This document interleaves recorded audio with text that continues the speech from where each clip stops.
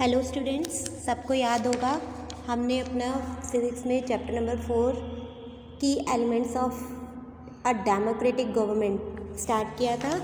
आज हम उसे आगे कंटिन्यू करेंगे। बेटा, सबको पता है कि जो इलेक्शंस होते हैं वो रेगुलर होते हैं। जैसे कि हमारा जो प्राइम मिनिस्टर का इलेक्शन जो होता है वो हर 5 साल बाद होता है, ठीक है। इस किस लिए होता है कि इलेक्शन ऐसा क्यों नहीं होता कि भी एक बार जो भी रिप्रेजेंटेटिव चूज़ कर लिया गया तो वही बना रहे। ऐसा इसलिए नहीं होता क्योंकि हम देखते हैं कुछ साल जब हमने अपना कोई रिप्रेजेंटेटिव चूज़ किया है कि वो ठीक से वर्क कर रहा है या नहीं कर रहा। अगर वो ठीक से वर्क नहीं करता है तो हमारे पास ये राइट है कि हम दोबारा से इलेक्शन की मांग कर सकते हैं और इलेक्शंस को दोबारा करवा सकते हैं। तो हमारे पास बहुत सारे तरीके हैं कि भी हम अपनी जो हमारी बातें हैं, जो हमारे को कोई चीज़ गलत लग रही है कि जो हमारे चुने हुए रिप्रेजेंटेटिव है जो वो ठीक से वर्क नहीं कर रहे, तो उनके खिलाफ़ जो हमें प्रोटेस्ट करना है तो उसके लिए भी मतलब अपनी आवाज़ जो हमें उठानी है तो उसके भी बहुत तरीके हैं। जैसे कि हम धरना देखते हैं कि लोग धरने पे बैठ जाते हैं कि हमारी ये मांग है, इसे पूरे करो, रैलियाँ निकालते हैं, स्ट्राइक करते हैं। तो ये सब क्या है? ये सब यही है कि हम जो भी कुछ अनफेयर है या अनजस्ट हो रहा है उसके खिलाफ़ प्रदर्शन करना, ठीक है। और साथ में जैसे न्यूज़पेपर है, मैगज़ीन है, टीवी है, ये सब ऐसे में बहुत इम्पोर्टेंट रोल अदा करते हैं कि जब हमारे देश में कुछ भी अनजस्ट या अनफेयर होता है, लोगों को कुछ गलत लगता है। जैसे कि आप फ़िलहाल में भी देखो कि बहुत सारी चीज़ें हो रही है। जैसे बिहार में जो चुनाव हो रहे हैं उसमें भी आप देखो कि रोज़ आता रहता है न्यूज़ पे।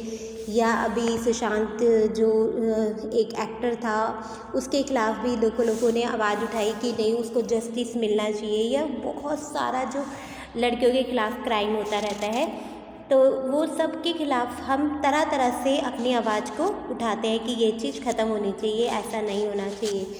तो ये सब हमारे इन सब कामों में जो टीवी है या न्यूज़पेपर है, मैगज़ीन, ये जो मतलब जो मीडिया है ये बहुत ही इम्पोर्टेंट रोल निभाती है और हमारी बातों को गवर्नमेंट तक पहुंचाने में हमारी मदद करती है।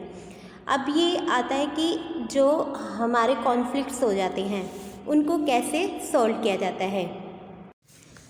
हाँ जी बेटा, थोड़ा नेटवर्क इशू के कारण थोड़ा बीच में से कट गया था, तो हम दोबारा स्टार्ट करें। तो मैं आपको बोल रही थी कि जो कॉन्फ्लिक्ट्स हो जाते हैं, जो आपस में मतभेद हो जाते हैं, उसको गवर्नमेंट कैसे सॉल्व करती है, उसके लिए क्या होता है। जैसे कि आप अभी देखो कि कोई भी जो पहली बात तो कॉन्फ्लिक्ट्स होते क्यों हैं।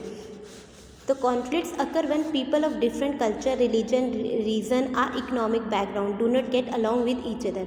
क्योंकि जब अलग अलग धर्मों के, अलग अलग सोच के लोग, अलग अलग जाति के, अलग अलग कल्चरल बैकग्राउंड के लोग एक साथ रहते हैं तो उनमें किसी न किसी बात को लेकर मतभेद होना स्वाभाविक है। और कई बार क्या होता है कि मान लीजिए कोई बहुत ही, मान लो कोई ऐसी गली है या कुछ ऐसी सोसाइटी है जहाँ पे ऑलमोस्ट सभी रिच पीपल रहते हैं और वहाँ कोई एक छोटा सब्जी वाला रहता हो और वो सब्जी वाले का जो रहने का ढंग है और एक रिच पर्सन का, उसमें काफ़ी डिफरेंसेस होते हैं। तो इसको लेकर भी कॉन्फ्लिक्ट हो जाता है कि उसके साथ जैसे कि डिस्क्रिमिनेशन किया जाता है, तो उससे भी कॉन्फ्लिक्ट हो जाता है। तो इसमें हमारी जो गवर्नमेंट है, जो हमारी पुलिस है, वो हेल्प करती है कि इसको सॉल्व करने में। लेकिन जैसे जो बड़े बड़े कॉन्फ्लिक्ट्स होते हैं जो दो स्टेट्स के बीच में हो जाते हैं, जैसे कि आपकी बुक में एक दिया हुआ है डैम से रिलेटेड कॉन्फ्लिक्ट्स दे रखा है, Kaveri water dispute between Karnataka and Tamil Nadu. जो हमारी कावेरी नदी है उसके पानी को लेके भी एक डिस्प्यूट हो गया था तमिलनाडु और कर्नाटका के बीच, क्योंकि दोनों ही जो थे उसका पानी यूज़ करते थे।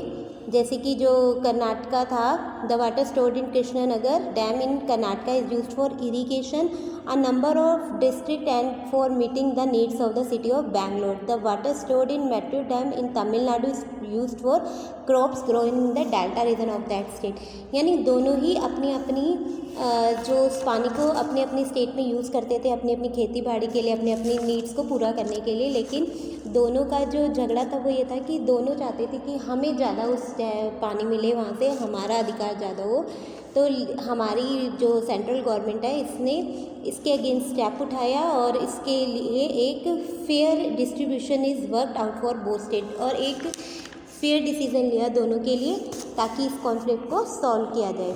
इसी तरह जो इक्वालिटी और जस्टिस है, जो हमारे दो की फीचर्स हैं गवर्नमेंट के, कि किस तरह से देश में इक्वालिटी और जस्टिस को बनाए रखा जाए, तो इसमें हमारी जो पुलिस है वो भी बहुत मदद करती है और हमारी गवर्नमेंट भी तरह तरह के एक्शंस लेके लोगों में समानता बनाए रखती है। जैसे कि अनटचेबिलिटी को बिल्कुल बैन कर दिया गया। अब कहीं कोई ऐसा नहीं है कि सबके लिए अलग अलग कुछ ऐसा है, सबको समान अधिकार है, चाहे वो किसी जाति का हो, किसी वर्ग का हो, कैसा भी हो।